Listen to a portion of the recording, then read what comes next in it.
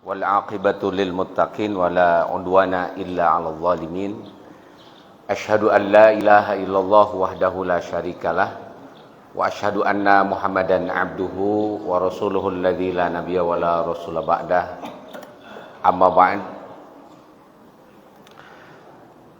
Para hadirin Bapak Ibu-ibu yang dimuliakan Allah Subhanahu wa taala, alhamdulillah pada pagi hari ini kita masih mendapatkan kenikmatan dari Allah Subhanahu wa taala untuk hadir di majelis yang insyaallah sangat mulia di hadapan Allah Subhanahu wa taala ini, majelis-majelis ilmu yang kita di majelis ini diingatkan kepada Allah. Wa man ahsanu qawlan mimman da'a ila Allah wa amila shaliha wa qala innani minal muslimin. Hadirin yang dimuliakan Allah Subhanahu wa taala, insyaallah pada kesempatan pagi hari ini saya diminta untuk membahas satu tema atau satu isu ya. Alhamdulillah, jadi tema yang akan kita bahas pada pagi hari ini adalah mengenai isu yang sering sekarang sedang ramai diperbincangkan, yaitu mengenai masalah Wahabisme atau isu Wahabi. Nah, sebenarnya masalah apa ya yang sedang terjadi di masyarakat kita sampai ada beberapa kalangan ya yang sangat tidak suka begitu dengan istilah Wahabi ini. Nah, karena ini masalah yang ada kaitannya dengan sejarah, dengan gerakan Islam, maka ini karena ada kaitan dengan sejarah, dengan gerakan Islam, dan juga dengan dakwah, kita perlu mendudukan masalah ini secara adil. Jadi bukan karena isu, sebetulnya hakikatnya ini apa. Sebetulnya masalah ini sudah saya tulis ya, ada buku saya, ini buku tahun berapa nih, tahun 2000 berapa lagi? Tahun 2018 ini ya. Ini judulnya Jas Mewah, nah, jangan sekali-kali merupakan sejarah dan dakwah. Nah, ini ada bagian yang saya tulis tentang masalah Wahabi, sebetulnya apa sih hakikat dari gerakan Wahabi itu. Nanti secara lengkap bisa dibaca di buku ini. Kemudian juga di buku yang baru ini masih nyambung dengan buku Jas Mewah itu. Ini ada Jejak Dakwah di Nusantara. Kalau ini baru ya, baru sebulan terbit ini, insyaallah. Jadi di tema yang akan kita bahas ini berkait dengan seorang tokoh dakwah, tokoh penggerak yang dulu pada masa awal, sekitar awal abad ke-19, tahun 1800-an ya, kemudian sampai sepanjang abad ke-19 ini punya pengaruh yang cukup besar dalam gerakan Islam.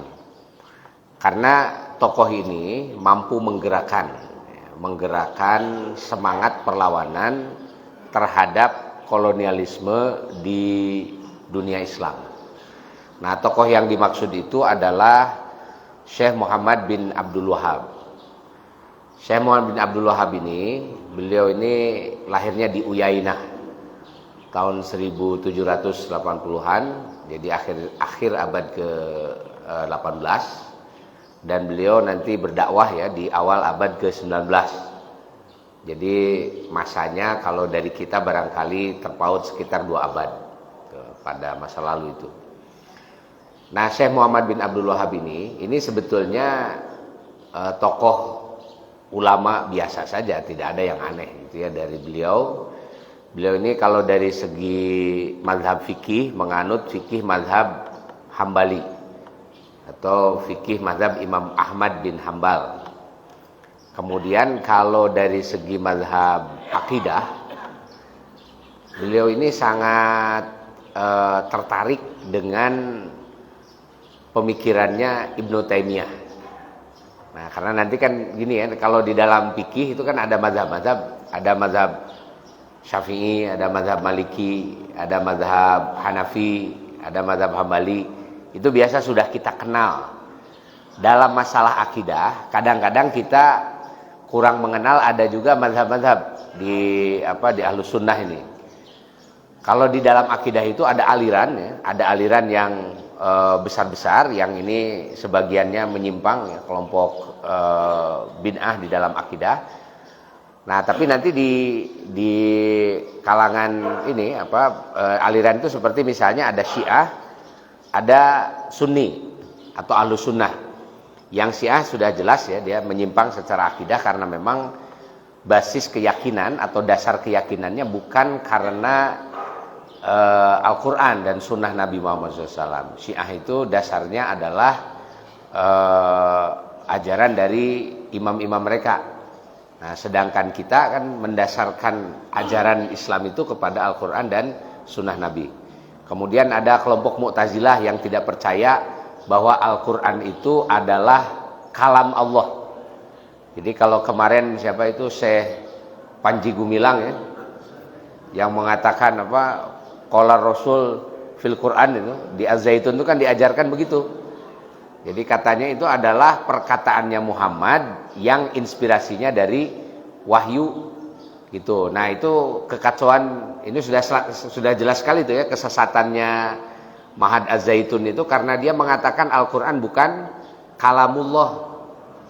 Jadi dia kalamnya Muhammad. Jadi ini kalau sudah mengatakan begitu sama saja dengan Mu'tazilah. Mu'tazilah juga tidak percaya bahwa Quran itu adalah kalam Allah. Jadi dia adalah kalam Muhammad. Ya, kalau kalam Muhammad itu manusia. Jadi bisa ada kekeliruan di dalamnya. Jadi menang dibenarkan. Misalnya gitu ya. Kalau ada yang baca Bismillahi majreha wa mursaha, kan harusnya bukan dibaca majreha, dibaca non majroha. Nah, Bismillahi majroha wa mursaha. Tapi tidak ada imam-imam ahli qiraat yang membaca Bismillahi majroha. Semuanya membacanya Bismillahi majreha gitu. Karena Quran itu qiraah dibacakan. Nabi bacanya gitu, nggak pernah Nabi membaca yang lain. Nah, saya nanti dikasih teori namanya imalah atau apalah, tapi bacanya Nabi itu begitu. Itu dari dulu. Nah, itu dianggap kalau ini adalah kalam Muhammad menang dibenarkan ke orang. Nah, hasilnya majreha kan ro mah dibacana ro gitu ya, bukan re. Nah, jadi majroha bukan majreha, tapi kenapa majreha? Nah, kan nggak dari Allahnya begitu. Kalau seandainya membaca Al-Quran itu berdasarkan pemikirannya Nabi Muhammad, kudu nama Nabi Muhammad temereun menyesuaikan saja dengan lidahnya orang-orang Arab waktu itu gitu ya. Tetapi kan tidak. Ya Nabi Muhammad sesuai dengan perintah Allah saja. Cek Allah kitunya gitu tidak diubah sedikit pun. Artinya Nabi Muhammad itu hanya menyampaikan kalam Allah. Jadi Quran itu benar-benar kalam Allah. Tapi ada kelompok yang meyakini, dulu namanya Mu'tazilah ya, yang mengatakan bahwa Quran itu makhluk. Quran itu bukan kalam Allah Subhanahu wa taala. Karena kalau kalam Allah dia bagian dari diri Allah Subhanahu wa taala.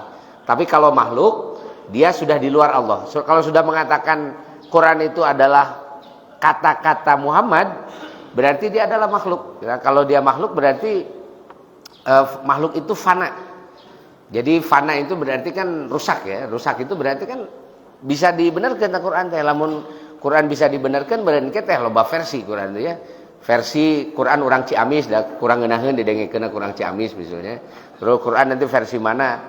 Nah, itu kejadian kan dalam kitab lain, misalnya dalam Injil. Kalau Injil teorinya begitu memang. Injil itu perkataan Yesus yang ditulis ulang oleh sahabat-sahabatnya. Makanya Injil itu kan namanya ada Injil Matius. Matius itu nama sahabatnya Nabi Isa. Kemudian ada Injil Lukas ya, kemudian ada Injil Yohanes misalnya, itu nama-nama sahabatnya Nabi Isa. Dan nasib Injil itu sampai sekarang ya tidak ada versi yang sama. Jadi setiap daerah di mana-mana ada Injil itu ada perubahan-perubahan, selalu ada tahrif namanya itu. Di Quran tidak ada karena memang Quran itu kalam Allah yang harus dijaga. Inna nahnu nazzalna dzikra wa inna lahu lahafizun, dijaga oleh Allah. Nah, kalau mengatakan Quran itu adalah kalamnya Muhammad, berarti Quran itu makhluk. Kalau Quran itu makhluk berarti dia fana, rusak. Dia boleh diperbaiki dan seterusnya. Nah, dari situ aja sebenarnya kesesatan Az-Zaitun itu sudah nyata lah, sudah kelihatan betul. Belum lagi yang lain-lain gitu. Sudah banyak sekali penelitian terhadap kesesatannya Az-Zaitun itu sebenarnya mah tinggal kemauan aja dari apa yang berwajib ya untuk menindak Az-Zaitun itu. Cuma kan masalahnya Panji Gumilang itu kan piaraan udah lama itu ya, jadi agak susah ditangkapnya itu. Ini sekarang mah tinggal pak kuat-kuat wae kan gitu ya, kuat Wapres atau kuat Muldoko gitu ya. Nah itu kira-kira gitulah. Itu contoh ya dalam aliran masalah akidah, karena kan meyakini Quran sebagai kalam Allah itu bagian dari akidah, bagian dari keyakinan. Nah dalam akidah itu juga ada mazhab-mazhab gitu, ada pemikiran. Kalau tadi ini aliran sesat model Mu'tazilah, Syiah itu udah bagian aliran sesatnya. Nah nanti di Ahlus Sunnah itu artinya kita berkeyakinan, berakidah berdasarkan sunnah. Sunnah itu apa? Sunnah itu adalah apa yang dikatakan oleh Nabi Muhammad SAW, apa yang dipraktekkan oleh Nabi, apa yang disetujui oleh Nabi, itu namanya sunnah. Jadi basis sunnah itu perkataannya Nabi Muhammad SAW. Nah sehingga yang namanya akidah, kalau dia adalah ahlus sunnah, harus didasarkan kepada riwayat yang yang disampaikan oleh para sahabat. Nah ini nanti bedanya dengan Syiah. Jadi Syiah mah dia tidak menerima riwayat dari para sahabat. Jadi tidak ada yang namanya hadis, itu nggak ada itu. Yang namanya qiraah Quran itu nggak ada, karena qiraah Quran itu berdasarkan riwayat sahabat. Kan yang disebut sunnah itu marwahu anin nabi, yang diriwayatkan para sahabat dari Nabi Muhammad SAW. Kita kan kalau belajar, ini kalau baik itu belajar Quran atau belajar hadis, cuma kalau Quran itu tidak tidak biasa ya kita menggunakan riwayat. Padahal sebetulnya membacakan ayat-ayat Al-Quran itu pada dasarnya itu ada riwayatnya. Jadi ada, kalau yang versi lengkap, setiap misalnya surah Al-Baqarah, ini Al-Baqarah kenapa disimpan di sini, Al-Fatihah kenapa disimpan di sini, oh riwayatnya dari sini, sampai kepada sahabat. Jadi sahabat itu mendengar langsung dari Nabi. Cuma kalau riwayat Quran semuanya mutawatir. Mutawatir itu yang meriwayatkan banyak sekali, jadi tidak mungkin berdusta deh. Nah, ada namanya qiraah sab'ah, qiraah asyroh ya. Kemudian ada qiraah arba'ata asyar. Ada qiraah 14. Kalau qiraah 14 itu 4-nya sahih, 10-nya mutawatir. Kemudian kalau qiraah asyroh semuanya mutawatir. Yang masyhur itu ada 7, namanya qiraah sab'ah. Nah, nanti kalau kita belajar ilmu Quran itu namanya ada ilmu qiraah. Nah, itu ilmu qiraah itu ilmu yang menelusuri kalau ayat ini dibaca begini, dari mana ini sumbernya. Contoh misalnya Pak, saya mau nanya nih, kalau surat Al-Fatihah ayat satunya apa? Surat Al-Fatihah ayat satunya apa? Bismillahirrahmanirrahim. Yakin Pak ya? Bismillahirrahmanirrahim. Ini ada tafsir Al-Furqan ya. Tafsir Al-Furqan ini ditulis oleh Hasan. Ini tafsir lama sekali. Ini tafsir pertama ditulis di dalam bahasa Indonesia, di Indonesia. Karena terbit pertama kali tahun 1926. Jadi zaman baheula lama Quran itu menang diterjemahkan tuh, haram nerjemahkan Quran. Nah, ini sama Hasan itu dimulai ya tahun 1926 diterbitkan atau diterjemahkan Quran itu ke dalam bahasa Indonesia. Tafsir Al-Furqan ini alhamdulillah masih dicetak ulang ya sampai sekarang. Ini tafsir Al-Furqan ini kalau Bapak-bapak baca Al-Fatihah itu ayat satunya bukan Bismillahirrahmanirrahim. Tapi ayat satunya adalah Alhamdulillahi Rabbil Alamin. Nah itu ayat satunya tafsir Al-Furqan gitu. Jadi nah bacana bedanya lamun gitu atuh Al-Fatihah teh sabar ayat, genep ayat 7 ayat. Angger we 7 Al-Fatihah itu disebut di Quran sendiri sab'an minal matani. Dia adalah 7 ayat yang diulang-ulang. Lamun mimitina Bismillahirrahmanirrahim urang geus apalnya. Bismillahirrahmanirrahim ayat 1, ayat 2-nya Alhamdulillahirabbil alamin, 3-nya Ar-Rahmanir-Rahim terus saja sampai ayat akhir. Sekarang kalau ayat 1-nya Alhamdulillahirabbil alamin, di mana ayat 7-nya? Nah, gitu. Ternyata ayat 7-nya itu adalah ayat terakhir dibagi 2. Jadi ayat 6-nya siratal ladzina an'amta alaihim, ayat 7-nya ghairil siratal ladzina ihdinas siratal mustaqim, itu kan ayat 6 ya. Nah, siratal ladzina an'amta alaihim, nepi kana ghairil maghdubi alaihim waladhdallin. Nah, gitu. Jadi itu nanti ayat terakhir dibagi dua itu yang dalam versi Hasan. Pertanyaannya, nah eta teh pagedrung ya bertentangan atau bagaimana? Nah, jadi itu ternyata kalau kita ingin cari jawabannya ada di dalam ilmu qiraah. Jadi ilmu qiraah teh ternyata dua-duanya diriwayatkan secara masyhur dari Nabi Muhammad SAW dan mutawatir didengarkan. Jadi Nabi ada membaca Fatihah itu dari mulai Alhamdulillahirabbil alamin ketika tamat, ada juga dia membaca mulainya dari Bismillahirrahmanirrahim. Jadi para sahabat ada yang meriwayatkan mutawatir juga ya, no ayat hijina bismillah mutawatir, no ayat hijina alhamdulillah mutawatir gitu. Jadi dua-duanya pernah dibacakan tapi tidak mengurangi substansi dari Al-Fatihah, dan bahkan bacaannya pun tidak berkurang kan segitu-gitu kene. Karena yang mengatakan ayat 1 dalam Al-Fatihah alhamdulillahirabbil alamin menganggap bahwa bismillahirrahmanirrahim itu adalah bagian dari Quran, kan teu dihitung ayat gitu. Jadi di setiap surat itu kecuali surat At-Taubah, dia semuanya adalah bagian dari ayat Al-Qur'an. Bismillahirrahmanirrahim. Mantak dituliskeun. Ngan aya nu ngasupkeun jadi ayat, aya anu henteu. Jadi sebenarnya tidak ada yang berubah, cuma gitu-gitu aja. Apakah itu ada alasannya? Jelas ada alasannya. Lain menang arang gitu. Lain menang edit orang Indonesia tidak. Itu riwayatnya ada. Nah, cuma kan masalahnya si Panji Gumilang mah teu pernah diajar ilmu qiraah. Gitu ya. Jadi tidak tahu bahwa setiap ayat itu, nah itu diriwayatkan dari Nabi Muhammad SAW secara mutawatir, dan itu yang disebut sebagai bagian dari sunnah tadi itu, makanya disebut ahlus sunnah. Jadi kita ini berkeyakinan berdasarkan Al-Quran dan sunnah Nabi Muhammad SAW yang diriwayatkan oleh para sahabat. Syiah itu kalau menggunakan agama itu dasarnya bukan sunnah. Kenapa bukan sunnah? Karena mereka berkeyakinan sahabat sesudah Nabi meninggal itu semuanya murtad. Jadi sahabat nunya sakabeh kafir.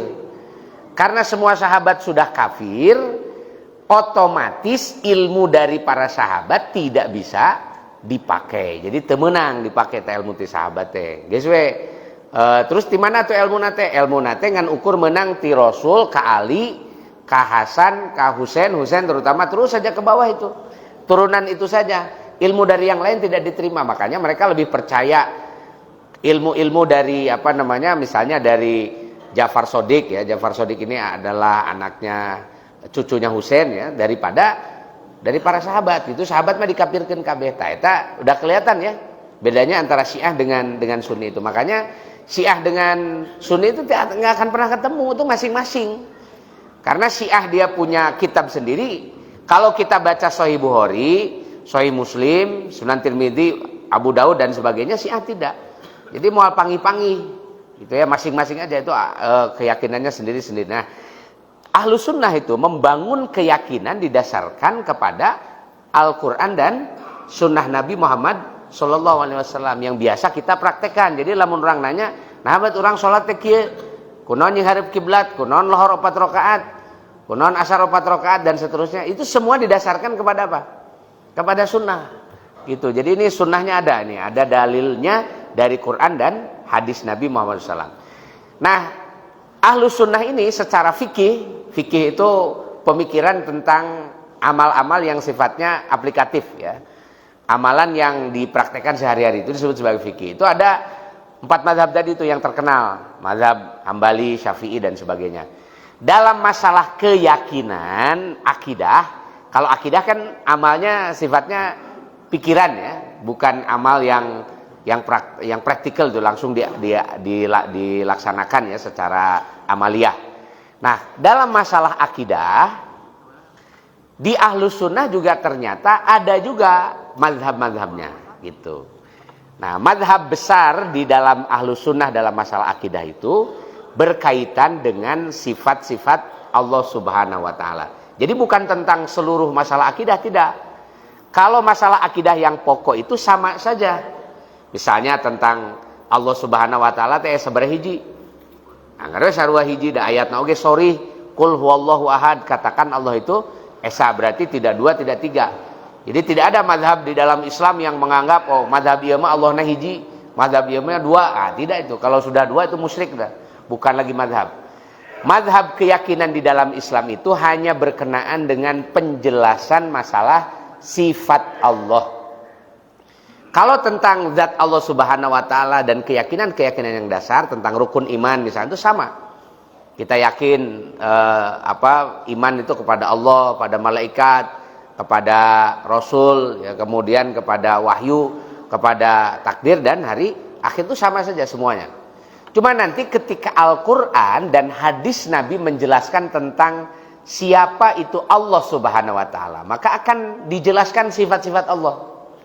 Jadi sifat-sifat Allah itu seperti alimun, innallaha alimun khabir. Kan ada alimun, ada khabir. Kemudian Allah juga melihat, misalnya innallaha basir. Kan Allah itu melihat. Atau Allah mendengar, qad sami Allah sungguh mendengar.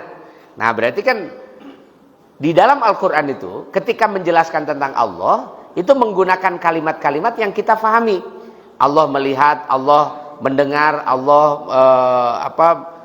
berjalan misalnya dan seterusnya. Itu Allah punya tangan, Allah punya jari, gitu. Kemudian beberapa penjelasan tentang sifat Allah Subhanahu wa taala. Nah, masalah sifat Allah ini di kalangan ulama itu nanti ada dua pendapat tentang sifat-sifat Allah. Pendapat pertama, kalau menjelaskan sifat Allah itu harus sesuai dengan nasnya. Pokoknya cek nasna kitu kudu kitu. Contoh, innallaha 'alal arsyistawa. Sesungguhnya Allah 'alal arsy, di atas aras, istawa. Apa arti istawa itu? Istiwa itu duduk begini, ini namanya istawa gitu ya, duduk tegak itu namanya istiwa gitu ya. Allah duduk di atas aras. Apa itu arti aras? Aras itu artinya adalah singgasana. Nah, jadi coba ini singgasana aras kan kita suka ada apa? Ada walimatul urus ya. Nah, walimatul urus teh pesta arus ya. Arus teh anu cicing dina singgasana panganten. Jadi panganten teh kan raja sapoe nya. Nah, tempat diukna di alus-alus gitu nya. Tapi kan sapoe ada datang ka imah mah komo eueuh kursi balik dia eueuh kursi kan gitu. Nah, jadi dikawinkeun unggul itu ya, duduk di atas aras itu singgasana. Jadi singgasana ini digambarkan ada dimiliki oleh Allah. Wa kana arsyuhu 'alal ma'i. Cuma singgasana Allah itu diletakkannya di atas air. Ngan cenah ari cai tempat singgasana itu ada di mana? Di dalam hadis disebutkan bahwa aras Allah itu adalah berada di alam semesta paling luar. Jadi luhureun langit eta. Mun aya bumi, urang teh kan leutik pisan. Ada langit gitu, itu luhureun langit itu ada arasnya Allah Subhanahu wa taala. Jadi sagede kumaha arasnya Allah? Ah, ulah dibayangkeun ya da teu pernah katempo ku urang ge. Nah, ini di atas kita langit aja udah besar itu ya. Langit itu isinya macam-macam, udah galaksi-galaksi segala macam yang luasnya entah seberapa kita nggak tahu karena bumi kita sangat kecil. Nah, di atas langit itu ada arasnya Allah Subhanahu wa taala. Dan Allah itu duduk di atas aras itu. Allah sendiri yang mengatakan innallaha 'alal arsy istawa. Sesungguhnya Allah di atas aras istawa duduk. Eta teh Allah anu nyarios kitu teh. Nah, maka di kalangan para ulama ada yang mengatakan begini, teu pantes lamun Allah diterangkeun disasaruakeun jeung jelema. Sebab Allah sendiri mengatakan laisa kamitslihi syai'un. Tidak ada yang sama dengan Allah. Nah, maka sikap para ulama menjadi terbagi dua. Pertama, ada yang memberlakukan sebagaimana Allah katakan. Kalau Allah mengatakan duduk di atas arasnya, diuk di atas aras gitu. Tidak ada tafsir yang lain karena Allah mengatakan demikian. Tapi ada yang lain mengatakan bahwa ayat semacam itu perlu ditakwil. Ditakwil teh ulah dihartikeun saujratna model kitu. Jadi ulah diartikeun Allah teh diuk di atas aras teh diuk gitu. Sebab Allah kalau kita sebutkan duduk itu kurang kabayangna teh diuk make bujur. Kan kita pertanyaanna ayat teh dina Quran disebutkeun bujur Allah gitu. Gak ada kan di hadis ada nggak disebutkan? Gak ada juga nya oge nya kan gitu. Lamun diuk di atas aras Allah teh siga kumaha tah? diukna teh aya ieuna nanti aya ya suku Korsina aya kumaha kan, itu tuh kan kita nggak tahu. Nah maka karena ketidaktahuan kita tentang hakikat duduknya Allah dan ketidaktahuan kita tentang hakikat arasnya Allah Subhanahu wa taala, maka ini menurut sebagian ya, paling selamat ayat ini harus ditakwil. Nah, diantaranya takwilnya itu kalau Allah mengatakan innallaha ala arsyistawa, maksudnya itu Allah berkuasa di dunia ini. Nah, kira-kira begitu itu. Nah, mazhab takwil ini di antara yang mengembangkan pemikirannya pertama kali adalah Imam Abu Hasan Al-Asy'ari dan Imam Al-Maturidi, Abu Ishaq Al-Maturidi. Nah, kalau Imam Abu Hasan Al-Asy'ari, beliau ini karirnya itu banyak dihabiskan nanti di Syria. Nah, itu beliau Al-Asy'ari ya, di Timur Tengah. Kalau Abu Ishaq Al-Maturidi, beliau ini orang Uzbekistan di Asia Tengah. Gitu, nuhiji di Timur Tengah, yang satu lagi di Asia Tengah. Tapi kemudian mazhabnya berkembang ini ke seluruh dunia. Nah, sok kasebut mazhabnya itu Asy'ari Maturidi. Nah, di Indonesia juga sama itu. Banyak berkembang pemikiran Imam Abu Hasan Al-Asy'ari dan Imam Al-Maturidi. Nah, yang kedua, ulama yang berpemikiran bahwa kita harus menerjemahkannya atau memahaminya sesuai dengan ayatnya saja. Kalau Allah mengatakan innallaha 'alal arsy istawa, sesungguhnya Allah di atas aras itu berdiri, ya sudah. Begitu sajalah diartikan, duduk, begitu saja diartikan. Itu namanya mazhab isbat. Jadi ada mazhab takwil, ada mazhab isbat gitu. Siapa yang mengembangkan pemikiran ini? Yang mengembangkan pemikiran ini adalah para ulama sebelum zamannya Imam Abu Hasan Al-Asy'ari. Nah, siapa mereka? Mereka ini adalah para ulama di kalangan tabi'in, bahkan di kalangan para sahabat. Karena di kalangan para sahabat itu walaupun ada ya yang mentakwil, tapi sedikit sekali. Jadi pada umumnya mereka mengisbat saja, menerima saja apa yang sudah ditetapkan. Dan nanti pembela paling gigih terhadap mazhab isbat ini adalah Imam Ahmad ibn Hambal. Ya, Imam Ahmad bin Hambal. Jadi Imam Ahmad bin Hambal ini pada masanya, dia pada masanya itu dianggap sebagai ulama yang membela isbat terhadap terhadap ayat-ayat tentang sifat-sifat Allah Subhanahu wa taala. Nah, belakangan nanti mazhab sering disebut sebagai mazhab salaf itu ya, dikembangkan lagi pemikirannya dan diberi argumentasi, diberi penjelasan-penjelasan oleh Ibnu Taimiyah. Kalau Imam Abu Hasan Al-Asy'ari, beliau itu hidupnya pada sekitar abad keempat Hijriyah, sedangkan Imam Ibnu Taimiyah hidupnya itu pada abad ke-6. Jadi beda abad ke-7 ya, sekitar beda 2,5 sampai 3 abad dengan Abu Hasan Al-Asy'ari. Tapi Ibnu Taimiyah dia menghidupkan kembali pemikiran-pemikiran sebelum zamannya Abu Hasan Al-Asy'ari. Tapi di dunia ini sekarang ini terkenal pemikiran-pemikiran tentang akidah di kalangan Ahlus Sunnah itu adalah mazhabnya Abu Hasan Al-Asy'ari dan mazhabnya Ibnu Taimiyah. Nah, Syekh Muhammad bin Abdul Wahhab itu adalah orang yang sangat terpengaruh oleh pemikirannya Ibnu Taimiyah di dalam masalah akidah. Jadi dalam masalah mazhab adalah mazhab Hambali secara fikih, kemudian dalam masalah akidah beliau banyak menjelaskan masalah-masalah akidah itu dengan kitab-kitabnya Ibnu Taimiyah itu, atau sering juga disebut sebagai mazhab Taimiyun, tapi sering lebih masyhur lagi disebut sebagai mazhab salaf gitu ya, atau mazhab isbat, dan ada mazhab satu lagi mazhab takwil. Nah, sebetulnya itu adalah mazhab yang berkembang sejak lama. Contoh misalnya, siapa yang mengikuti pemikirannya Ibnu Taimiyah sebelum zamannya Syekh Muhammad bin Abdul Wahhab. Nah, di antaranya yang kitabnya sering kita baca yaitu Imam Ibnu Katsir yang menulis tafsir Ibnu Katsir. Jadi tafsir Ibnu Katsir kita dibaca kusaha wae. Siapa saja itu membaca tafsir Ibnu Katsir. Mau yang dia mazhab akidahnya Asy'ari Maturidi baca Ibnu Katsir, atau yang mazhabnya isbat tadi Ibnu Taimiyah sama itu baca Ibnu Katsir. Ibnu Katsir itu dibaca tafsirnya oleh semua orang seluruh dunia. Tapi secara masalah akidah Ibnu Katsir ini banyak mengikuti Ibnu Taimiyah. Nah, itu sebelum zamannya Muhammad Abdul Wahab. Nah, nanti ke sini-sininya ada beberapa juga kan muridnya Ibnu Taimiyah seperti siapa? Ibnu Qayyim Al-Jauziyah, kemudian ada Ibn Jauzi dan sebagainya. Jadi di kalangan umat Islam waktu itu juga berkembang gitu. Jadi pengikut Ibnu Taimiyah ada, pengikutnya Abu Hasan Asy'ari juga banyak. Nah, tidak sedikit. Dan itu sudah biasa di kalangan masyarakat. Seperti mazhab fikih juga gitu. Mazhab fikih juga begitu, sama itu sudah berkembang di mana-mana itu. Ada negara yang mazhab fikihnya dominan mazhab Hanafi, seperti di Turki misalnya. Turki, Asia Tengah itu pada umumnya mazhabnya Hanafi.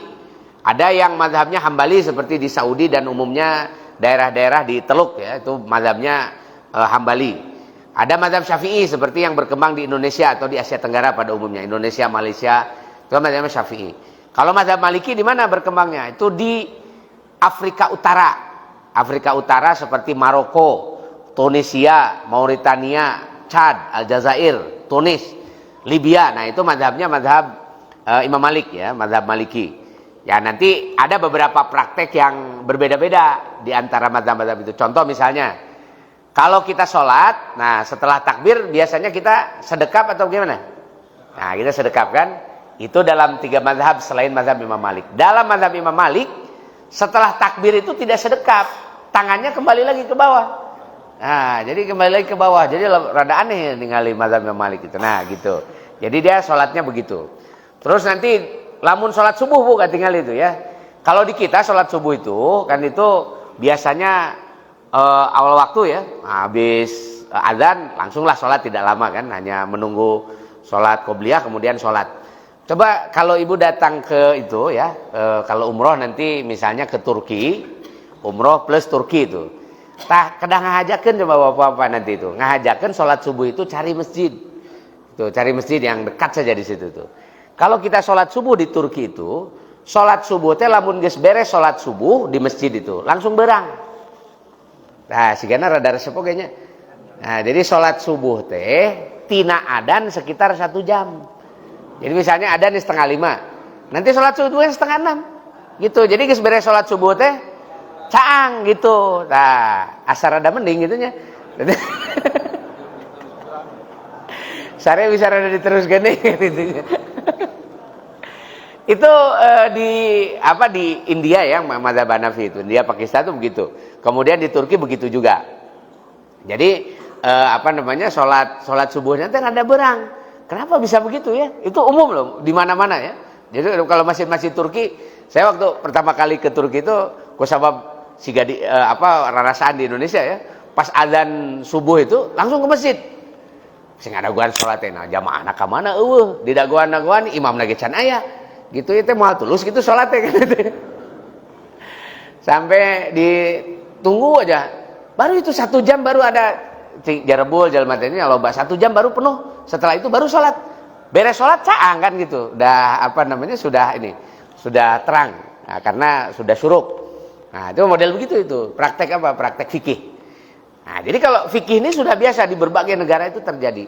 Begitu juga sebetulnya dengan pemahaman akidah, apalagi pemahaman akidah dari akidah mah teu katempo, fikih wae nu katempo itu sudah banyak terjadi dan biasa. Masalah akidah itu kan keyakinan, adanya di dalam pikiran kita. Tapi pola pemikiran atau mazhab-mazhab pemikiran dalam masalah akidah itu juga ada gitu. Dan itu masalah akidah lebih tidak menjadi masalah lagi sebenarnya mah. Masalah fikih wae nu katempo ayeuna mah alhamdulillah teu pati aneh, apalagi kalau kita sedang umroh haji. Yang umroh haji itu kan datang dari mana-mana. Kadang-kadang teh sok bararedanya, nah saya mah kitu salat teh. Si ieu mah kieu gitu. Berarti kan bawa mazhabnya masing-masing itu dari negaranya sendiri-sendiri. Tuh, dari negaranya masing-masing. Dalam praktek fikih memang dulu sempat menjadi masalah ya, jadi problem. Tapi sekarang mah sudah kelihatannya sudah mulai semakin mengerti. Apalagi dalam masalah akidah nu teu katempo gitu, teu katempo keyakinan. Kamu yakin Allah satu udah sama-sama muslim. Bagaimana tentang sifat Allah datar aya nu ngajakeun atuh debat sifat Allah itu teh aya. Itu hanya sebagai bagian dari keyakinan kita saja. Gitu. Cuma sekarang ini kenapa muncul digede-gedekeun tah istilah Wahabi yang dikaitkan dengan penyimpangan Akidah. Ini yang jadi apa namanya? Yang jadi pertanyaan itu. Nah, abad jadi rame kalau masalah akidah, masalah perbedaan pemikiran, pan tiba heula oge geus kitu. Sugan baheula jeung ayeuna beda gitu pemikiran Ibnu Taimiyah, pemikiran Syekh Muhammad itu tidak. Bahkan di Indonesia saja yang namanya pejuang-pejuang Islam itu banyak sekali yang mengikuti pemikirannya Syekh Muhammad bin Abdul Wahab. Contoh misalnya, ada pahlawan Indonesia ya, pahlawan ya. Di Indonesia teh aya pahlawan perintis kemerdekaan, namanya Imam Bonjol. Nah, Ibu tahu kan Imam Bonjol? Bapak-bapak tahu? Nah, Imam Bonjolnya di mana itu teh? Dari Sumatera Barat, orang Minang. Imam Bonjol ini siapa? Imam Bonjol ini hidup pada sekitar abad ke-19, masih zamannya tidak terlalu jauh dari Syekh Muhammad Abdul Wahab. Dia itu pulang dari pulang dari Mekah, pulang dari Madinah. Yang waktu itu di Mekah Madinah dia belajar kepada, dia itu murid kedua itu dari Syekh Muhammad Abdul Wahab. Syekh Muhammad Abdul Wahab punya muridnya lagi itu adalah Imam Bonjol. Jadi lamun rek disebut eta Imam Bonjol teh Wahabi pisan eta. Jadi Syekh Muhammad, Imam Bonjol itu adalah murid dari Syekh Muhammad bin Abdul Wahab. Lalu dia pulang ke Indonesia.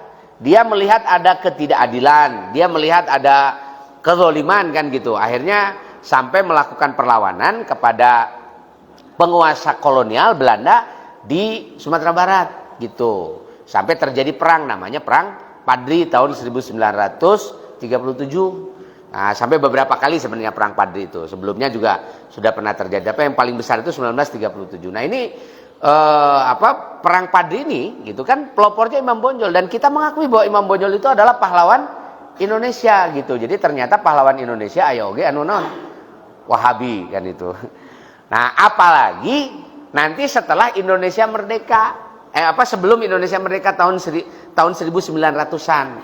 Banyak sekali tokoh-tokoh Indonesia itu yang pemikirannya sangat terpengaruh oleh Muhammad bin Abdul Wahab. Contoh misalnya, ada Kiai Ahmad Dahlan.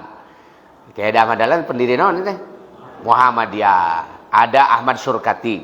Ahmad Surkati itu pendiri Al-Irsyad Islamiyah. Ada Ahmad Hasan.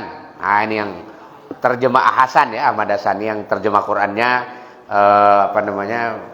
sudah kita cetak lagi kan itu ya, nih Al-Furqan. Kemudian ada lagi beberapa yang lain. Sebagian itu sudah diakui sebagai pahlawan nasional dan sebagainya.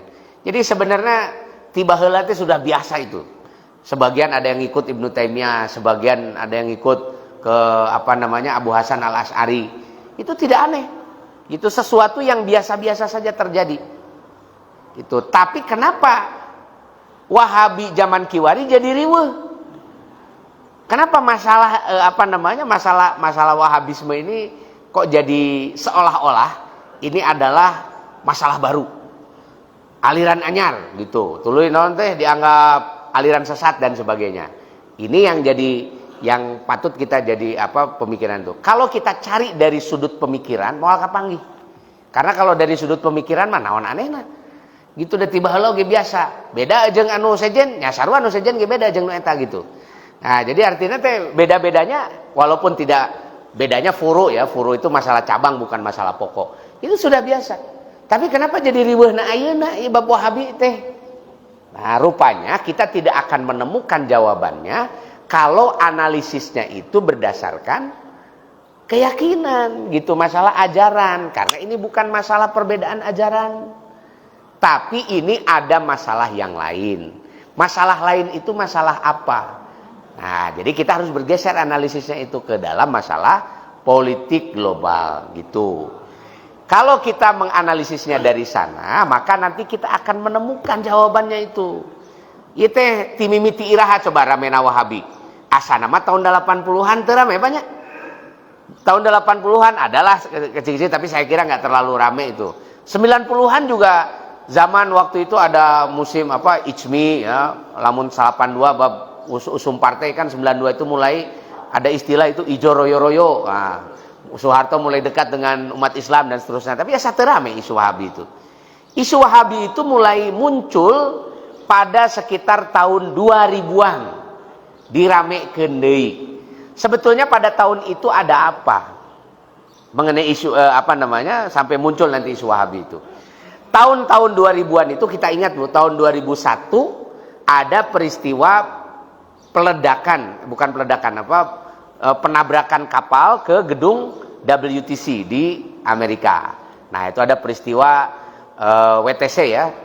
11-9 ya, tanggal 11 bulan September.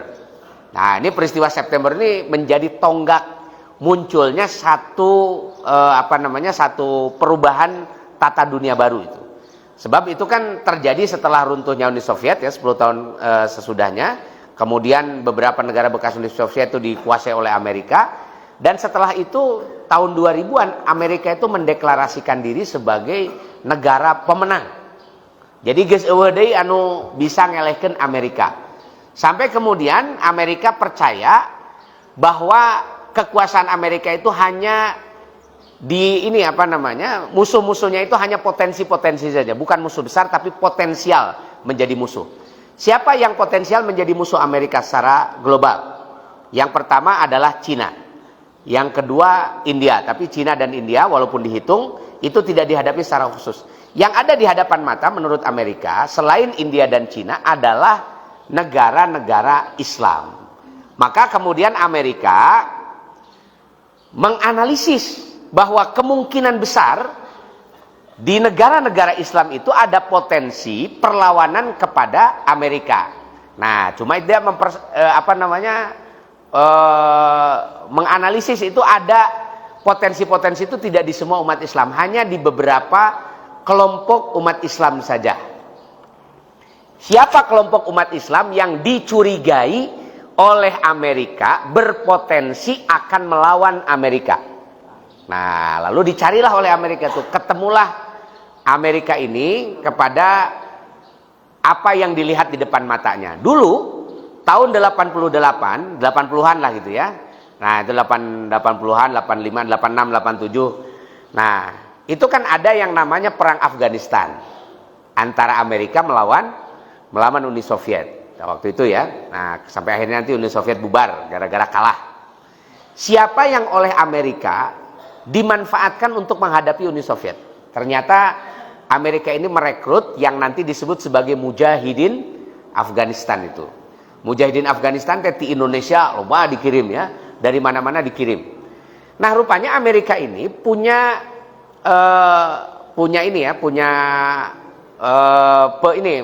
perekatnya. Siapa yang bisa menarik mujahidin dari seluruh dunia itu? Nah, dia punya tokoh namanya Usama bin Laden. Nah, jadi Usama bin Laden ini orang mana? Orang Saudi. Dia adalah pengusaha yang kayaknya udah bosen lah bisnis gitu, loh bating duit. Nah, akhirnya dia melihat ada kezaliman tuh di Afghanistan, lalu dia menyumbangkan banyak sekali uangnya itu untuk beli senjata. Dan dia bahkan merekrut banyak orang dari seluruh dunia untuk mau ikut berjihad. Dan Amerika butuh. Gitu, butuh orang semacam ini. Akhirnya terjadilah semacam kerjasama antara Amerika dengan Osama bin Laden dan grupnya, sampai diizinkan dari mana-mana saja, termasuk dari Indonesia. Kan model siapa ini? Abu Bakar Ba'asyir, dulu Abdullah Sungkar dan sebagainya itu pergi ke sana, ke Afghanistan. Ada sekitar 2.000 orang. Dan perginya 2.000 orang ke Afghanistan dari Indonesia itu resmi dikirimkan oleh Soeharto. Gitu. Jadi sanes pasukan ilegal itu ya, pasukan milisi yang dikirimkan oleh negara ini. Nah, tahun 87 mulainya. Ada gelombang 87, 88 dan 89. Jumlahnya sekitar 2.000 orang itu. Mungkin nu baralik ke Indonesia diteroriskan itu, padahal dikirimna ku saha. Nah, itu kan itu nanti dikirim ke sana. Mereka ketemu dengan Osama bin Laden, dilatih dan seterusnya. Dan akhirnya pasukan ini memang betul-betul dimanfaatkan oleh Amerika untuk menghadapi sebagian pasukannya Soviet sampai Soviet kalah gitu. Tapi setelah Soviet kalah, Osama bin Laden ini kan pasukannya dia kan beda tujuan dengan Amerika. Amerika mah tujuannya ingin menguasai Afghanistan kan untuk kepentingannya dia. Sementara kelompok ini tujuannya adalah ingin menegakkan kekuasaan atas nama Islam. Nah, sampai akhirnya Amerika itu jadi kewalahan sebab dia mujahidin yang direkrut itu jadi ngelawan Amerika. Gitu. Jadi ngelawan kan gitu. Ini gimana jadi malah jadi penghalang. Nu tadina perang jeung Uni Soviet, Amerika tungtungna perang jeung mujahidin. Gitu. Sampai akhirnya kemudian Amerika itu punya kesimpulan. Ini di dunia yang anti Amerika adalah kelompok yang terafiliasi dengan kelompok-kelompok yang diberangkatkan ke Afghanistan ini di seluruh dunia. Yaitu kelompoknya Osama bin Laden gitu. Jadi kelompok Osama bin Laden ini kelompok disebutnya itu Tanzim Al-Qaeda, disebut Al-Qaeda gitu. Tapi kalau ditanya saya Al-Qaeda gitu itu hanya sebutan aja gitu untuk jaringannya Osama bin Laden ini. Jadi di seluruh dunia itu. Nah, kebetulan Osama bin Laden orang Saudi. Diajarna kan namanya juga di Saudi. Saudi ini keluarga kerajaan yang sejak kerajaan ini didirikan di Uyainah, gurunya itu adalah Muhammad bin Abdul Wahab. Ya, rada mejehna kan gitu kalau gurunya Muhammad bin Abdul Wahab berarti dia belajar akidah versinya Ibnu Taimiyah, belajar fikih mazhab Imam Ahmad dan terus turun-temurun sampai sekarang. Termasuk juga siapa? Raja Salman sekarang kan anaknya Muhammad bin Salman. Kalau belajar fikihnya siapa? Fikihnya mazhab Imam Ahmad bin Hambal. Karena di Saudi kan memang berkembang fikih mazhab Imam Ahmad. Terus dari segi akidah apa yang dipelajari? Yang dipelajari itu adalah pemikirannya Ibnu Taimiyah. Seperti akidah wasitiyah, kemudian kalau tulisannya Syekh Muhammad Abdul Wahab itu kan Kitabut Tauhid dan seterusnya yang sampai sekarang ya terus dipelajari biasa saja gitu. Cuma karena Osama bin Laden ini orang Saudi gitu ya, dia datangnya dari Saudi dan belajar akidahnya itu adalah akidah Muhammad bin Abdul Wahab gitu ya atau Ibnu Taimiyah, maka kemudian kesimpulannya Amerika yang menjadi sumber keyakinan kenapa orang-orang Islam mau melawan Amerika itu kalau mereka berpemikiran Wahabi. Nah, jadi kesimpulannya sampai di situ. Jadi gara-gara ya mujahidin teh ngelawan Amerika, maka Amerika sampai pada satu kesimpulan bahwa sumber dari perlawanan terhadap Amerika itu adalah pemikiran Wahabi. Nah, makanya ini kemudian tahun 2000-an dibuatlah narasi wacana ketika kan ini banyak yang menganalisis bahkan film-film di Amerika udah banyak yang dibikin bahwa yang menghancurkan gedung WTC itu bukan anak buahnya Al-Qaeda kan anak buahnya Osama bin Laden bukan, tapi ini adalah kerjaannya Pentagon gitu. Jadi militernya Amerika memang sengaja itu menghancurkan itu untuk apa? Memunculkan satu isu baru yaitu adanya terorisme yang berskala internasional. Maka kita tidak pernah dengar itu istilah terorisme tahun 80-an. Baru muncul istilah terorisme itu tahun 2000. Kalau kita search apa ideologinya teroris, misalnya what the ideology of terrorism in the world, misalnya begitu ya, pakai bahasa Inggris ketiknya gitu. Itu nanti langsung dapat jawaban di Google itu bahwa ideologi teroris itu adalah Wahabi. Nah, makanya kemudian muncullah kampanye secara internasional sejak tahun 2000 tentang bahaya Wahabisme. Nah, di mana-mana tuh Wahabi itu kan, pokoknya dikampanyekan hati-hati tuh kalau Wahabi pasti teroris. Jadi lamun teroris pasti Wahabi. Lamun teroris lain Wahabi berarti eta salah naon dah. Jadi ulah di meja-meja lamun teroris lain Wahabi. Teroris itu apa definisinya? Kan kalau secara akademik definisi teroris teh kan orang bikin teror teh non nyingsienan batur, nyingsienan masyarakat. Ari nu nyingsienan masyarakat teh kan bisa saha wae atuh. Pan jurig oge sok nyingsienan padahal tara aya. Itu kan aduh sieun kunaon teh sieun ku jurig gitu, jurigna eueuh. Berarti si jurig teh teroris sok atuh udag teh si jurig mun aya mah. Gitu. Ciri teroris katanya menciptakan ketakutan di tengah masyarakat dengan melakukan pengeboman, bunuh orang dan sebagainya. Pertanyaannya kira-kira itu ya yang ngebom di tengah masyarakat seperti yang terjadi di Amerika yang mayoritas Kristen. Kemudian di manalah di Eropa kayak di Perancis beberapa kali terjadi itu. Itu kira-kira orang Islam lain? Enggak. Bahkan di Indonesia saja yang melakukan pengeboman itu tidak monopoli orang Islam. Pak Balatak itu bahkan kalau yang dituduhkan kepada umat Islam banyak yang itu rekayasa. Tapi yang asli-asli ngebom seperti terjadi kasus bom di Alam Sutra itu di Tangerang. Pas diperiksa teh ternyata bukan Islam, dia Kristen itu agamanya yang ngebom itu. Nah, coba bayangkan, tapi teu pernah kadenge kemudian teroris jadi Kristen, ideologinya nggak ada. Tetap saja erek sahawe nu ngebom, pokoknya anu salah Wahabi gitu kan. Eta mah siga carita Kang Ibing teh nya kunaon mana dihukum penek kan gitu. Bilari ya dongeng Kang Ibing kiranya gitu. Jadi pokoknya apapun gitu, apapun jenis terorisme, kalau ditanya what the ideology of terrorism in the world, apa ideologinya terorisme di dunia, itu pasti jawabannya adalah Wahabi.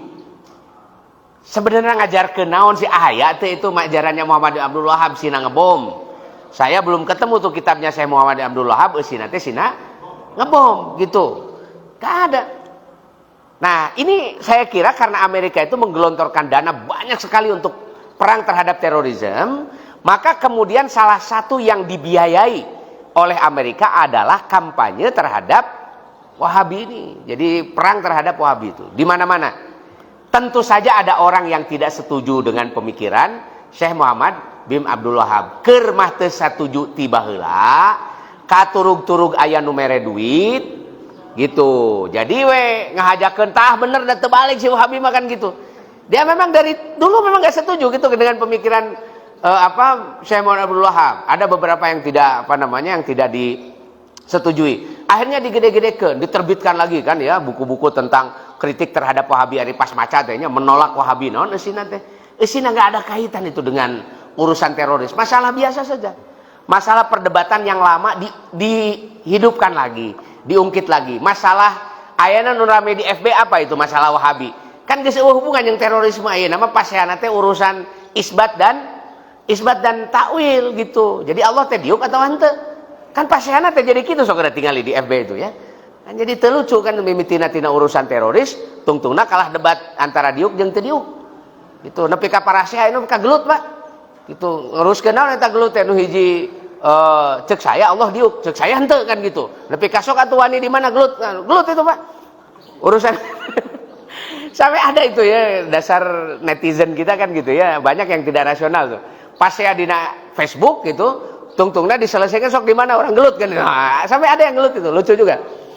Nah, ini kan perdebatannya menjadi tidak produktif. Padahal sebetulnya kenapa isu Wahabi ini dimunculkan kembali itu karena tadi itu motif perang terhadap umat Islam yang dilakukan oleh Amerika. Beuki ka dieu duit Amerika teh beuki eueuh dah hutang Amerika teh salaput gunung, salaput hulu itu. PDB-nya PNB-nya atau produk nasional brutonya Amerika itu sudah tidak bisa membayar hutang luar negerinya Amerika. Jadi hutang Amerika teh geus wah luar biasa itu. Indonesia teh gede hutang teh. Ngan dibandingkeun jeung Amerika mah eueuh nanaonna. Utang di dunia 30% tuh yang utang Amerika. Mau utang negaranya maupun utang swastanya. Nah, jadi si Amerika teh sebenarnya mah eta lamun di urang masih gajal mah beunghar tapi kabeh menang anyuk. Gitu. Jadi boga imah agreng tapi menang nganyuk. Boga mobil mewah menang nganyuk. Boga jam tangan mewah menang nganyuk. Nah, kira-kira beunghar teh nu kitu. Nah, gitulah. Pan ari katempo ku batur mah, imah HD kan gitu, mobil halus keren gitu kan, di mana-mana katingali HD tapi kabeh menang nganyuk kan itu. Kumaha kabeh menang nganyuk jaba keur mayarna ge geus eueuh. Ah kan ieu teh kari ngadagoan waktu kan itu. Disitaan kan imah sita kubang ge, mobil disita polisi kan. Geus balik deui back to basic. Jadi sekarang Amerika itu tinggal nunggu waktu. Kita tinggal nunggu waktu kari teu kudu diserang bae da ancur serangan Amerika. Mereka ini sekarang sudah sedang berpikir bagaimana caranya ekonomi Amerika itu bisa sehat. Gitu. Bahkan sekarang ini yang nanti 2050 ya. Ini banyak yang memprediksi bahwa 2050 negara maju di dunia itu di antara 5 negara maju aya kasebut tah Indonesia. Bisa gitunya. Gitu ya, kalau dijelaskan panjang lagi. Tapi memang menjanjikan Indonesia itu. Nepi ka sararea ge datang ke Indonesia terus kan sok Cina datang ke Indonesia rek naon. Itu lamun eueuh nanaonan mah keur naon dibawa-bawa ke Indonesia. Oh, sama pekerja Cina banyak sekali ya. Cina itu kalau dia invest ya di atas 100.000 US dollar, dia harus dibawa dengan pekerjanya. Orang Amerika mah lamun mau modal zaman baheula. tara jeung orang Amerika di bawah ka dieu paling ge direktur wungkul lah kan gitu, beberapa staff hanya berapa orang. Tapi Cina itu ketentuan investasinya, kalau investasi itu di atas $100.000, maka semua pekerjanya lebih sekitar 70% terus dari Cina untuk mengamankan investasi bahasanya. Padahal malain gitu di Cina teh pengangguran pabalata gitu. Jadi kenaon duit dibawa ke luar negeri gitu kan, di ditu geus eueuh di proyek duit aya keneh kan kira-kira gitu. Tah geus we dibawa keluar tapi omat eta kudu jeung jelmana dibawa gitu. Mantak ulah aneh lamun aya proyek Cina pasti. Nah, ke sagedeung deui aya tol Cigatas ini ya. Cileunyi, Garut, Tasik, Cilacap itu sampai sini ini lewat Ciamis sini. Nah, Ciamis Selatan ya sampai ke sana itu nanti. Itu investornya kemungkinan besar masih sama Cina ini. Sama seperti proyek Cisumdawu itu kan. Itu di Cisumdawu tuh dari Cileunyi sampai Cirebon sampai Dauan ya, sampai Ujung Jaya itu. Sedikit aja 70 kilo itu. Sekarang kan dari pemerintah itu kan ke investor Cina. Dan sekarang di jalan tol itu nu digawe carina kabeh teh barisan bahasa Indonesia. Itu banyak sekali karena memang ketentuan Cina itu begitu kan. Nah, jadi Cina ini sedang mulai nih naik daun. Tapi selain Cina kan gitu ya, itu nanti yang promise itu yang sangat menjanjikan di paling tidak nanti 2050 itu adalah Indonesia. Walaupun itu ada syaratnya SDM Indonesianya bagus-bagus. Makanya sekarang pemerintah itu menggenjot pendidikan misalnya ya 20% anggaran pendidikan, beasiswa diawurkeun itu. Beasiswa macam-macam tuh sekarang untuk perguruan tinggi banyak sekali. Sekolah-sekolah disubsidi dengan dana BOS dan sebagainya. Saya kira ini memang kebijakan yang sudah tepat ya, karena kita kalau tidak bersaing SDM itu tidak akan bisa maju nanti pada waktunya. Nah, makanya saya kira kalau dari segi pendidikan ini kita harus mengamankan, sebab mau bisa Indonesia jadi negara maju 2050 kalau tidak diamankan lewat pendidikan itu. Nah, cuma tadi balik lagi ke isu Wahabi tadi, si Amerika itu kan semakin kesini duitnya semakin eueuh. Coba sekarang ini isu terorisme itu akhirnya jadi isu musiman. Akhirnya rame tebak terorisme. Geus teu rame. Naon sababna teu rame? Eueuh duitna mah. Gitu. Ke lamun aya duit, bakal aya geura hirup deui. Lamun aya hirup bab terorisme berarti duitna masih aya nyesa. Gitu. Jadi sekarang itu proyek pemberantasan terorisme dan sebagainya sudah pakai APBN. Dulu mah tahun 2003 itu, dari 2003 zaman Megawati jadi presiden itu dapat anggaran bantuan dari Amerika itu sekitar 190 miliar setahun itu. Makanya kan lumayan. Kan 190 miliar lamun ente dipakai pemberantasan terorisme tidak akan turun duitnya. Jadi makanya erek sandiwara gitu non penting mah aya. Itu makanya banyak proyek sandiwara terorisme di Indonesia itu. Itu karena heureuy lah kan gitu. Ada bayangkan tahun berapa 2009 itu kalau nggak salah atau 2000 saya agak lupa lagi itu. Newak saha Nurdin M Top itu di Temanggung 2 hari diliput live oleh TV One tuh. Zaman hari itu kan zaman TV masih sangat berjaya ya, tapi kan jalma teh rek lalajo program eueuh deui. Hayo we teh ningali naon itu Densus keur ngudag-ngudag Nurdin M Top padahal diudagan saese. Gitu, tapi diliput live-nya itu luar biasa. Itu kan nyewa TV sabaraha eta 2 poe gitu. Nah, jadi kan betereh beak anggaranna gitu. Sabab kan hese nu diudag dengan hiji. Gitu. Jadi meakeun duitna moal gede. Ini 150 miliar harus habis kan. Nah, kira-kira gitu. Dan banyak lagi ya, nanti beberapa kasus ya yang yang banyak dicurigai oleh para pengamat itu sebagai kasus-kasus buatan tuh. Dan beki ka dieu teh beki eueuh kasus teroris itu. Enggak ada. Kenapa enggak ada? Geus teu usum kan gitu duitna eueuh.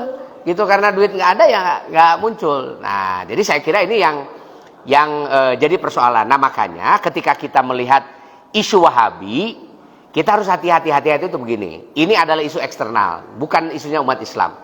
Dimasukkan ke dalam tubuh umat Islam dengan tujuan apa? Tujuannya itu adalah pertama bagi Amerika ya, berusaha untuk melemahkan potensi perlawanan kepada Amerika. Memang betul nanti akhirnya di berbagai negara yang kira-kira garalak itu ditewakan. Galak tewakan, semua begitu. Dan itu meminimalisir ya potensi untuk melawan Amerika. Yang kedua ternyata ada juga yang memanfaatkan isu Wahabi ini untuk melemahkan posisi umat Islam sendiri. Sebab yang nanti disuruh nyerang Wahabi itu lain orang Amerika. Yang disuruh nyerang Wahabi itu nanti adalah umat Islam sendiri yang tidak setuju dengan pemikirannya Muhammad bin Abdul Wahab. Akhirnya terjadilah perpecahan di kalangan umat Islam. Padahal kalau melihat kepada perbedaan-perbedaan pemikiran, dari dulu juga tadi saya sudah kasih pengantar bahwa perbedaan pemikiran itu juga sudah terjadi sejak lama. Kunaon ributna ayeuna. Gitu kan gitu ya. Lamun rek diributkan malah tong boro-boro urusan masalah sifat Allah kan gitunya. Zaman baheula sok geranya salat utek-utekan jeung henteu eta pas tahiyat bisa jadi pasiat teh? Bisa. Gitu. Aya kan ya mungkin belajarnya baru kan gitu ya. Aya nu salat utek-utekan gigireun. Nah, cenah da naon teh asa baheula ajengan teh tara ngajarkeun utek-utekan teh lamun tahiyat ditewak tah kan si curugna teh. Ditewak teh si curugna teh. Ieu ge sarua kan nu diajar nu utek-utekan teh karek diajar oge. Nah, ada kuring we teh diajar ti tah utek-utekan. Ku sabab curugna ditewak, bujurna diangkat saeutik digitekeun kan gitunya tah. Jadi nu utek-utekan jadi bujur lain curug. Geus beres salat teh duanana geus salat na ebat kan gitu ya, nu hiji ngadon newak curug gitu, nu hiji ngadon teu bararugu ngadon ngutek-utekeun bujur gitu. Beres salat teh kalah ka jadi parasea kan gitu parasea. Nah bet balik kitu cenah ajaran gitu akhirnya bisa nepi ka garelut atuh. Itu urusan sekedar ngutek-utekeun curug gitu rek digede-gedekeun mah bisa gede.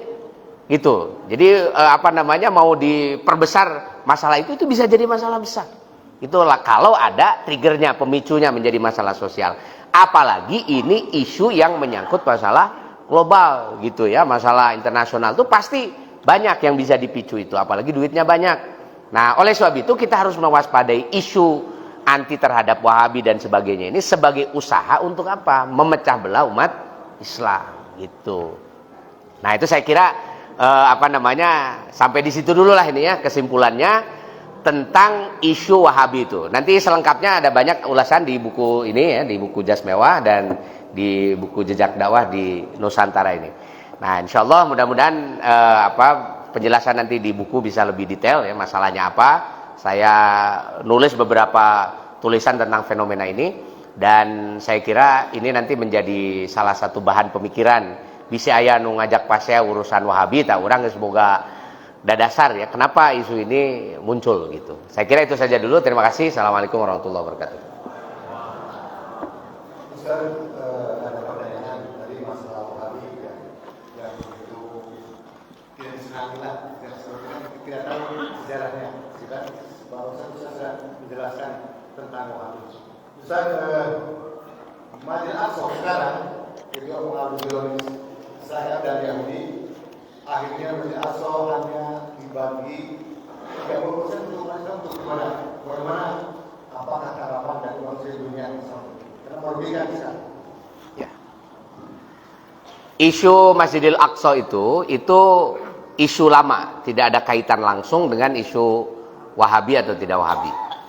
Yang namanya isu Masjidil Aqsa ini adalah ekses dari Perang Dunia Pertama. Tahun 1917 ya, berakhir Perang Dunia Pertama dari 1914. Nah, itu kan Perang Dunia Pertama adalah perang antara Inggris dengan pasukannya sekutu ya, dengan beberapa negara yang gabung dengan Inggris melawan Turki Utsmani bersama dengan Jerman. Nah, Turki Utsmani itu kan wilayahnya luas, termasuk wilayah Timur Tengah. Nah, wilayah Timur Tengah dan Afrika Utara itu dikuasai oleh Turki Utsmani. Kekhalifahan Turki Utsmani waktu itu. Nah, Turki Utsmani kalah dalam perang itu, sehingga konsekuensinya wilayah-wilayah yang ada di kawasan Timur Tengah itu kemudian menjadi kekuasaan Inggris. Cuma Inggris itu ketika dia melawan Utsmani, rupanya dia nggak melawan sendiri. Nah, Utsmani itu bisa kalah karena orang-orang di Arab sendiri banyak yang pro Inggris. Jadi dia tuh ngelawan Utsmani itu. Contoh misalnya ya seperti nah ini yang sering sering jadi bahan menjelek-jelekan satu dengan yang lain ini.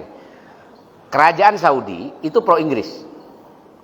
Bukan hanya kerajaan Saudi yang pro Inggris itu, termasuk juga ada Syarif Mekah, Syarif Hussein bin Ali, yang nanti keturunannya itu sekarang jadi raja-raja di Jordan. Nah itu juga sama pro Inggris itu. Jadi dengan wilayah-wilayah yang tadi itu dikuasai oleh beberapa raja yang berada di bawah Utsmani, mereka melihat si raja-raja ini kan melihat secara pragmatis ya, Ini kalau dia pro Utsmani, Utsmani teh kemungkinan besar eleh. Maka kalau dia pro Utsmani pasti akan diusir oleh Inggris itu. Akhirnya di dalam Perang Dunia Kedua itu raja-raja ini mereka berijtihad untuk mendukung Inggris supaya nanti ketika mereka kalau Inggris ditakdirkan menang, karena biasanya perang itu suka ada analisisnya kan gitu ya, ini analisis menang mana kan. Mereka bisa bikin perjanjian dengan Inggris itu, dan akhirnya memang betul ya, Inggris menang dan wilayah-wilayah di Timur Tengah itu diperjanjikan dengan raja-raja yang ada di sana. Ya, seperti misalnya kan Maroko dengan Raja Hasan keturunannya, kemudian Tunis itu sendiri, kemudian nanti ada Libya dan seterusnya, kan itu tuh semuanya nanti dibagi-bagi. Nah, wilayah Palestina itu, yang sekarang wilayah Palestina sekarang jadi Israel itu oleh Inggris karena memang tidak dikuasai langsung oleh raja tertentu. Di Palestina itu nggak ada raja. Akhirnya diperjanjikan oleh Inggris itu dengan 3 pihak. Satu dengan Raja Arab Sharif Hussein bin Ali, kemudian yang kedua dengan orang Palestina sendiri, dengan Mufti Palestina yang dia menggerakkan masyarakat Palestina untuk ikut mendukung Inggris, dan yang ketiga dengan Yahudi. Karena si Yahudi di dalam Perang Dunia Kedua itu menyumbangkan dana untuk beli senjata dalam jumlah yang sangat banyak. Jadi si pengusaha-pengusaha kan Yahudi masa itik, tapi duitnya banyak. Akhirnya pengusaha-pengusaha Yahudi itu mengumpulkan duit, dia nyumbang Inggris. Nah, Inggris disumbang untuk apa? Supaya mereka nanti bisa mendapatkan satu wilayah tertentu, dan mereka minta Palestina. Jadi wilayah Palestina itu diperjanjikan oleh Inggris kepada 3 pihak ini. Akhirnya ketika Inggris menang, maka terjadilah ini konflik of interest. Jadi konflik kepentingan di antara para penguasa ini. Orang Arab ke Inggris itu kan sebelum perang ini diperjanjikan untuk kita. Kenapa nggak dikasih ke kita? Akhirnya diberi ke Inggris sebagian Palestina itu diberikan ke Raja Arab, ke Sharif Hussein, yaitu yang sekarang jadi Jordania. Jadi Jordania itu sebetulnya wilayah Palestina. Itu kalau di dalam peta ya. Tadinya sudah mau masuk ke wilayah Palestina, cuma karena sudah janji dengan Raja Arab ini, akhirnya diberilah ini Jordania, diberikan ke Sharif Hussein. Yang kedua, permintaan dari Mufti Palestina. Nah, gitu Mufti Palestina. Akhirnya dibikinlah namanya The British Mandate of Palestine. Jadi Mufti Palestina ini diberi kekuasaan mandat oleh Inggris. Jadi sebenarnya mah kekuasaan Inggris kan sok cekel heula kumaneh. Gitu sama Mufti Palestina itu. Itu sejak tahun 1917 itu. Kumaha Yahudi? Si Yahudi itu memang sudah sejak lama mereka minta supaya mereka diberi kekuasaan di wilayah itu. Akhirnya Inggris mengizinkan orang-orang Yahudi eksodus dari Eropa datang ke wilayah Palestina itu. Saeutik-saeutik ya si Yahudi itu, sampai nanti tahun 48 orang Yahudi mendeklarasikan negara Israel. Nah, ini kan jadi gejolak di kalangan Arab. Kenapa ada orang Yahudi? Kita kan tidak pernah diberitahu bahwa orang Yahudi akan diizinkan datang ke sana. Tapi si Inggris tuh dia karena memang sudah berjanji, akhirnya dia banyak membela orang-orang Yahudi itu sampai berdirinya negara Israel gitu.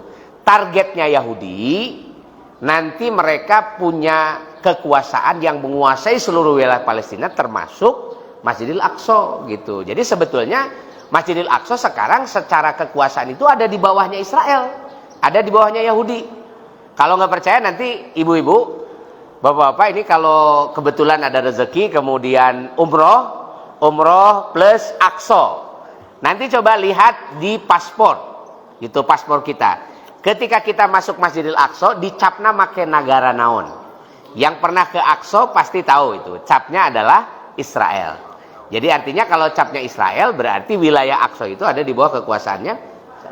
Dan kita bayar visa untuk masuk ke sana itu.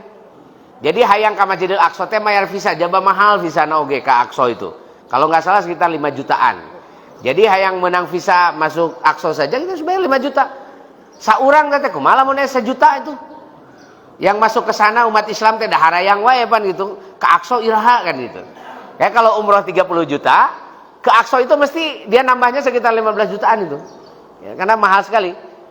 Harus masuk ke wilayah itu ya, mau masuk lewat Jordan, mau masuk lewat Mesir itu semuanya nanti masuk ke Aqsanya harus dicap pakai capnya Israel gitu, dan itu ada dalam pengawalan ketatnya pengamanan Israel itu. Nah, makanya tidak heran kalau kemudian Israel itu di sekitar Masjidil Aqsa sekarang ini membangun pemukiman-pemukiman Yahudi di Yerusalem itu. Padahal sebelumnya tidak ada. Tidak ada orang Yahudi di sekitar itu. Tapi secara bertahap orang-orang Yahudi membangun pemukiman di sana. Dan tentu saja orang-orang Islam di sana, orang-orang Palestina, mereka tidak tinggal diam. Akhirnya mereka berusaha untuk mempertahankan Masjidil Aqsa itu. Masjidil Aqsa itu komplek masjid. Masjidnya ada 6 di sana itu. Jadi bukan cuma satu masjidnya. Masjidil Aqsa itu ada 6 masjid yang ada di komplek. Kompleknya lebih kurang luasnya itu 14,4 hektar. Jadi 14,4 hektar. Ada Masjid Umar, ada Masjid Al-Qibli, ada Masjid Qubatus Sokhro yang kuning itu, ada Masjid An-Nisa, dan ada 2 masjid yang lain yang dibangun di sana. Dan umat Islam itu mempertahankan masjid-masjid itu agar jangan sampai dialihfungsikan oleh orang Yahudi. Sebab orang Yahudi di bawah Masjidil Aqsa itu mereka sudah buat terowongan-terowongan, dan di bawahnya sudah membuat kuil-kuil. Ada lebih kurang 200 kuil yang dibangun di bawah terowongan Masjidil Aqsa itu. Yang itu secara berpuluh-puluh tahun diizinkan oleh Inggris, kemudian pemerintah Israel dia bikin proyek itu, bikin proyek di bawah tanah membangun kuil-kuil itu, sinagog-sinagog. Dan target mereka nanti suatu saat Masjidil Aqsa itu akan dihancurkan dan dibangun di atasnya kuil orang-orang Yahudi yang disebut dengan Haikal Sulaiman. Nah, itu targetnya orang Yahudi. Nah, makanya masalah Masjidil Aqsa itu sampai sekarang pasti tidak akan pernah selesai, karena problemnya adalah ketidakadilan. Problemnya adalah orang-orang Yahudi yang dia secara zalim ingin menyingkirkan umat Islam dari wilayah Masjidil Aqsa ini, gitu. Nah, ini agak panjang ya cerita soal Masjidil Aqsa ini, dan kalau kita menggali lagi apa yang terjadi di sana, pasti kita akan ikut mengelus dada, karena memang kezalimannya orang-orang Yahudi itu sudah di luar batas, gitu. Nah, saya kira itu beberapa hal secara singkat saja mengenai Masjidil Aqsa itu. Nah, soal dibagi 3. Jadi gini, waktu Yahudi ke sana, si Inggris itu bikin dongeng tepararugu, itu begini. Jadi dibikin di salah satu dinding. Ini dulu namanya Haitul Buraq ya, dinding Buraq, tempat diyakini itu tempat Nabi Muhammad SAW menambatkan buruk sebelum dia Mi'raj ya ke langit ke-7 itu. Nah, itu di situ di Hait Buraq itu sekarang dijadikan tembok ratapan orang-orang Yahudi. Kalau ditanya di dalam ajaran agama Yahudi ada tidak ajaran tentang meratap di tembok itu di dalam ajaran agama Yahudi? Ternyata tidak pernah ditemukan. Itu baru ada ketika Inggris membolehkan orang Yahudi datang ke sana. Jadi dalam sejarah nggak ada itu orang Yahudi itu meratap di tembok ratapan itu. Makanya si Mark Zuckerberg itu kan orang Yahudi ya, Yahudi Amerika. Dia bikin Facebook, disebutnya apa itu? Wall. Ari wall tenon artinya itu dinding. Dinding tempat apa? Tempat meratap. Makanya di Facebook itu banyak yang meratap. Gitu. Nu sedih diasupkeun karena Facebook. Anu karek naon eta ti WC wae kan gitu ya. Baru pulang dari WC tulis di Facebook. Ini baru dari pengajian tulis di Facebook, foto selfie. Itu sebetulnya idenya terinspirasi dari dinding ratapan yang ada di Masjidil Aqsa itu. Nah, itu dibikin sama orang Yahudi. Padahal itu sebetulnya sebelum tidak pernah ada. Jadi orang Yahudi itu bikin ajaran baru. Pokoknya supaya orang Yahudi datang ke sana, ke Masjidil Aqsa, dan supaya ada alasan orang Yahudi mengambil alih Masjidil Aqsa, dibuatlah itu tembok ratapan oleh orang Yahudi. Kalau orang Nasrani, orang Kristen, memang sudah sejak lama di seberangnya itu kan ada gereja namanya Gereja Holy Sepulchre atau Gereja Hari Kiamat ya, Kanisa Al-Qiyamah. Nah, itu di gereja ini memang sejak Masjidil Aqsa itu ada, dibangun di masa Khalifah Abdul Malik bin Marwan, gereja ini sudah ada dan tidak diganggu. Waktu Umar bin Khattab menaklukkan Palestina, gereja ini juga tidak dihancurkan, ya dibiarkan saja. Makanya orang Kristen juga suka datang ke sana. Datang ke Yerusalem, kemudian mereka datang ke gereja yang mereka anggap sebagai gereja suci itu. Dan mereka punya situs-situs kelahirannya Nabi Isa di Bethlehem ya, di Betulaham, kemudian di beberapa tempat yang lain. Nah, ini juga yang kemudian ya jadi alasan PBB sekarang ya Amerika untuk melindungi orang Yahudi dan orang Kristen untuk ikut punya hak di Masjidil Aqsa itu. Padahal itu sebetulnya adalah buat-buatan saja. Padahal Masjid Al-Aqsa itu tidak pernah digunakan selain oleh umat Islam saja. Saya kira itu beberapa penjelasan. Ya. Apapun tidak tahu berkasih Rob Ustaz harus masih ada sana secara lebar